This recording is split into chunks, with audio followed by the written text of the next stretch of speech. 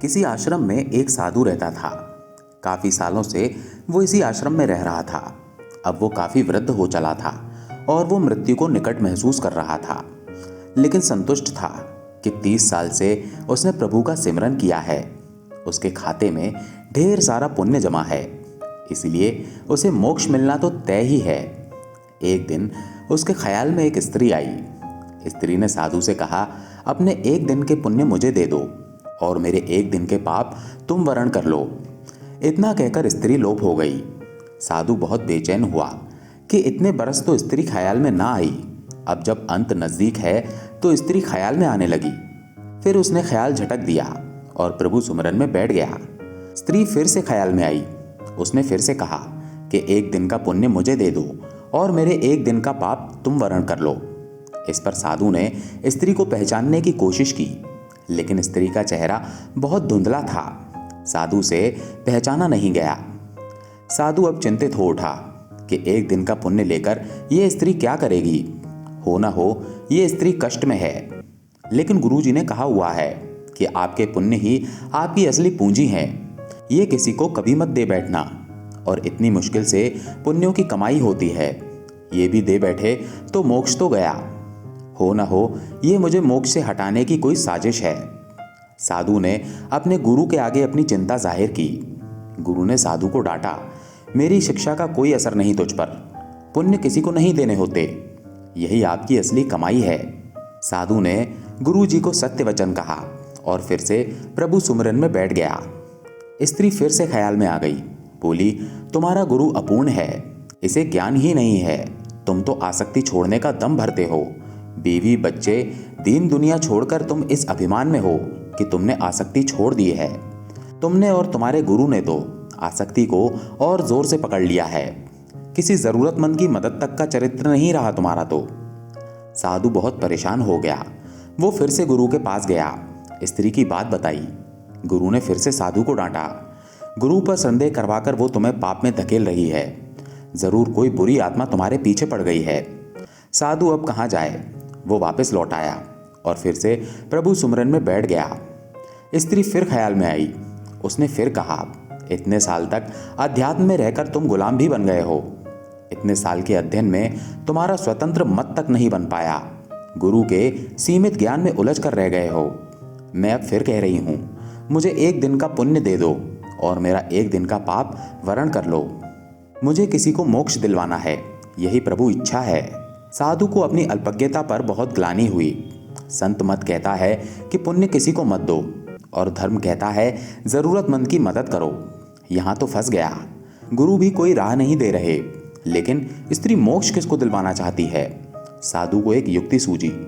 जब कोई राह ना दिखे तो प्रभु से तार जोड़ो, प्रभु से राह जानो, प्रभु से ही पूछ लो कि उसकी रजा क्या है। उसने प्रभु से उपाय पूछा। आकाशवाणी हुई। वाणी ने पूछा, पहले तो तुम ही बताओ कि तुम कौन से पुण्य पर इतरा रहे हो। साधु बोला, मैंने 30 साल प्रभु सुमरन किया है। 30 साल मैं भिक्षा पर रहा हूं, कुछ संचय नहीं किया। त्याग को ही जीवन माना है। पत्नी बच्चे तक सब त्याग दिया। वाणी ने कहा, तुमने 30 बरस कोई उपयोगी काम नहीं किया, कोई रचनात्मक काम नहीं किया। दूसरों का कमाया और बनाया हुआ खाया। राम राम, ओम नमः शिवाय, जय माता दी की जपने से पुण्य कैसे इकट्ठा होते हैं मुझे तो नहीं पता। तुम डॉलर डॉलर रुपया रुपया जपते रहो तो क्या तुम्हारा बैंक खाता भर जाएगा? तुम्हारे खाते में शून्य पुण्य है। साधु बहुत हैरान हुआ, बहुत सदमे में आ गया, लेकिन हिम्मत करके उसने प्रभु से पूछा, फिर वो स्त्री पुण्य क्यों मांग रही है? प्रभु ने कहा, क्या तुम जानते हो वो स्त्री कौन है? साधु ने कहा, नहीं जानता, लेकिन जानना चाहता हूं। प्रभु ने कहा, वो तुम्हारी धर्म पत्नी है, तुम जिसे पाप का संसार कह छोड़ आए थे। कुछ पता है वो क्या करती है? साधु की आंखें फटने लगी। उसने कहा, नहीं प्रभु, उसके बारे में मैं कुछ नहीं जानता। प्रभु ने कहा, तो सुनो, तुम जब घर से चुपचाप निकल आए थे तब वो कई दिन तुम्हारे इंतजार में रोई। फिर एक दिन संचय खत्म हो गया और बच्चों की भूख ने उसे तुम्हारे गम पोंछ डालने के लिए विवश कर दिया। उसने आंसू पोंछ दिए और नौकरी के लिए जगह जगह भटकती रही। वो इतनी पढ़ी लिखी नहीं थी, तुम बीच राह उसे छोड़ गए थे। उसे काम मिल नहीं रहा था, इसलिए उसने एक कुष्ठ आश्रम में नौकरी कर ली। वो हर रोज खुद को बीमारी से बचाती उन लोगों की सेवा करती रही जिन्हें लोग वहां त्याग जाते हैं। वो खुद को आज भी पापिनी कहती है कि इसलिए उसका पति उसे छोड़कर चला गया। प्रभु ने आगे कहा, अब वो बेचैन है तुम्हें लेकर। उसे बहुत दिनों से आभास होने लगा है कि उसका पति मरने वाला है।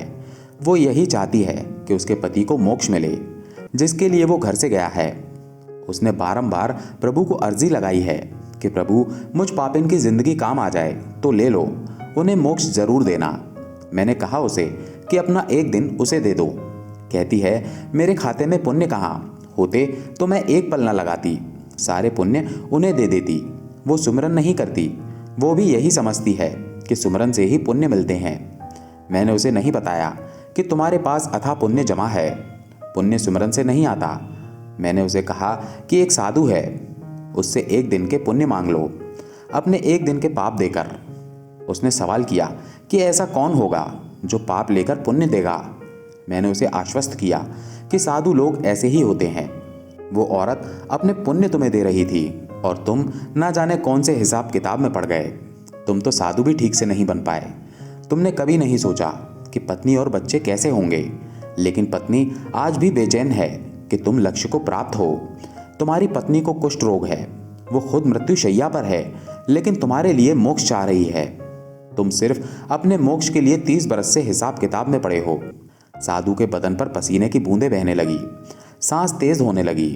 साधु हड़बड़ाकर उठ बैठा, उसके माथे पर पसीना बह रहा था। उसने बाहर झांक कर देखा, सुबह होने को थी।